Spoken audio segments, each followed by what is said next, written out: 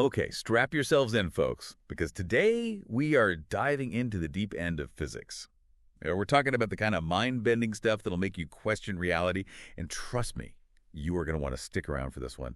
One of our listeners sent us this email, and it is just jam-packed with seriously thought-provoking questions. We are talking about linking up ideas that you would think are like light years apart, but thankfully, we've got our expert here to guide us through the theoretical wilderness. So, shall we jump right in? Let's do it. Okay, so first up, the listener poses this really interesting analogy.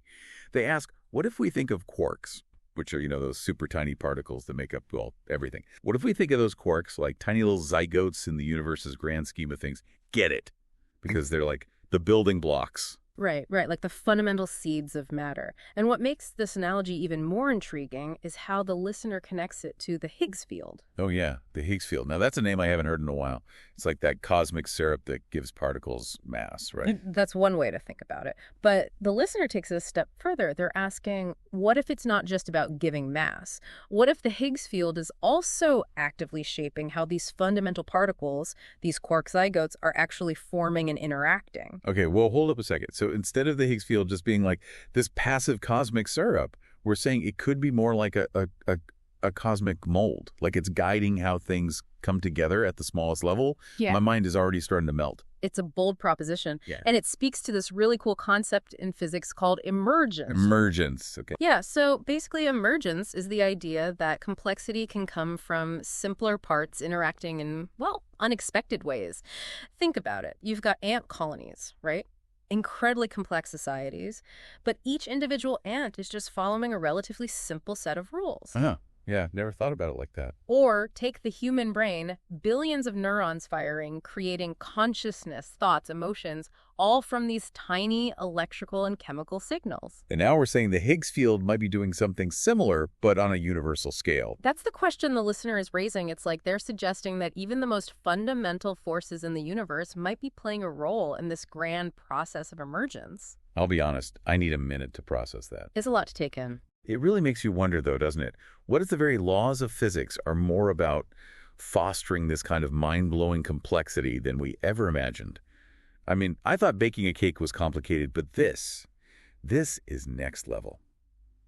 Okay, before I spiral into an existential crisis, let's move on to the next head-scratcher, shall we? Absolutely, because this next one, this is where we really start diving into the deep end. Oh, I am ready. I brought my theoretical floaties and everything. This one is going to take us even further down the rabbit hole of theoretical physics. Perfect, because I brought extra snacks. Okay, on to the next question from our intrepid listener. And this one takes us even deeper into the world of, well, quarks. Remember those? Back to the building blocks of the universe. Exactly. But not just quarks. Oh, no. This question throws something even weirder into the mix. Something called spectral particles. And I'll be honest. This is where I start feeling like I need to go back to physics class. Yeah. But thankfully, our expert, well, they speak fluent science. I try my best. So help me out here. What exactly are these spectral particles? Are they hanging out with the quarks at the quantum level? Okay, so you're right to point out that this is where things get especially complex. And even in the world of physics, these spectral particles, they're not exactly a universally accepted concept. So we're going rogue already. In a way, yes, but that's what makes this question so interesting. The listener is drawing this fascinating parallel between these spectral particles and something we do know about, quarks, specifically their color charges. Okay, time out. Color charges.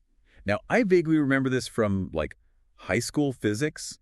Quarks, they make up protons and neutrons, right? That's right. But color charge, are we talking like actual colors here? Red, blue, green? It's a great question because it highlights how physics can sometimes borrow these familiar terms, but then give them a whole new meaning. When physicists talk about color charge with quarks, it really has nothing to do with actual visual color. So not like picking out a nice shade of quark for your living room. Not quite. It's more of an analogy to help us wrap our heads around how these tiny particles, these quarks, are interacting with one of the fundamental forces of the universe, the strong force. Okay, the strong force, right. That's the one that holds the nucleus of an atom together, like glue, right? Exactly. And it's through this color charge that quarks are able to interact with that force.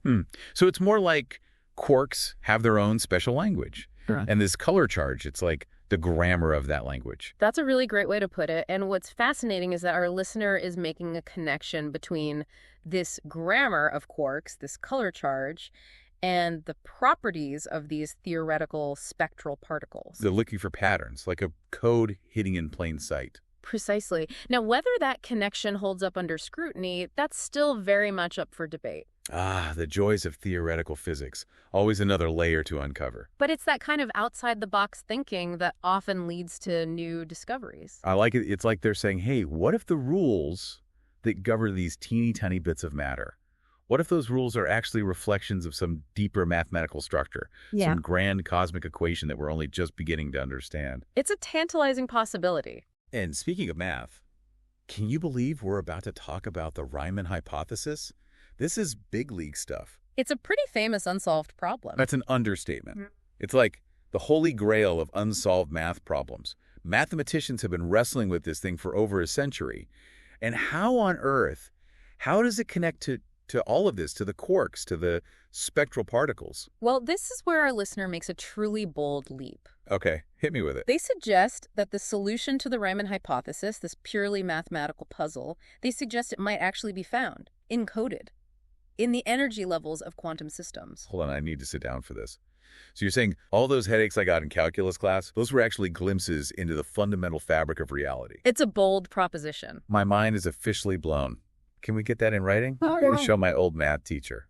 I'll see what I can do. Okay, I'm still trying to wrap my head around that whole Riemann hypothesis thing. I mean, who knew math could be so, well, trippy? But our listener's next question, it takes us from the mind-bendingly small to the mind-bendingly massive.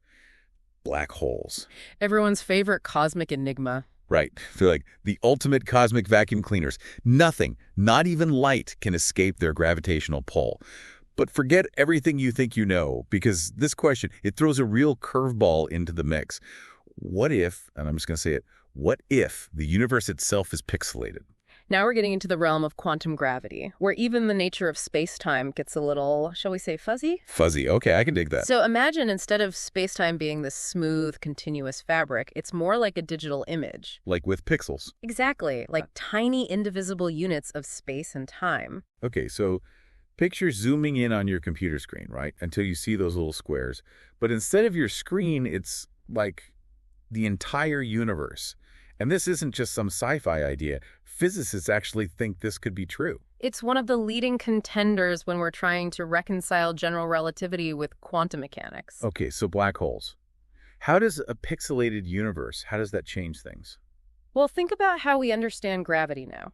Okay, gravity, right. Einstein taught us that gravity is all about the curvature of space-time. Massive objects that create a sort of dent in this fabric, and that's what we feel as gravity. Right, like a bowling ball on a trampoline. Exactly. But now imagine that trampoline is actually made up of these tiny little squares. Okay, I'm picturing it. If space-time is fundamentally pixelated, there's a limit to how small those dents can get. So you're saying there's like a minimum size limit for a gravity well? In a way, yes. But what does that even mean for something as extreme as a black hole? Well, at the center of a black hole, according to our current theories, there's something called a singularity. Ah, yes, the singularity. That's where all the laws of physics go to, like take a vacation, right? Pretty much. It's a point of infinite density where our understanding of physics just breaks down. So no souvenirs from the singularity gift shop. Not that we know of, but here's the kicker. If space-time is pixelated, that throws this whole singularity idea into question. Wait, really? So no more points of infinite weirdness? It's possible. Some physicists believe that a quantized space-time could actually prevent singularities from forming in the first place. Okay, so black holes wouldn't have singularities. Then what's at the center? That's the million-dollar question. It's like our listener has uncovered a loose thread, and suddenly the whole fabric of our understanding of black holes might be unraveling. What happens to the infinitely dense point at the center of a black hole if you can't have anything smaller than a pixel of space-time? It's a question that has physicists scratching their heads, and it could lead to some truly revolutionary new theories about the nature of gravity, black holes, and even the universe itself. Honestly, this is what makes these deep dives so exciting. It's like we are peering right into the edge of human knowledge, and your questions have helped us push that boundary even further today. Thanks again for listening, and remember, in a universe this strange, the only dumb question is the one you don't ask.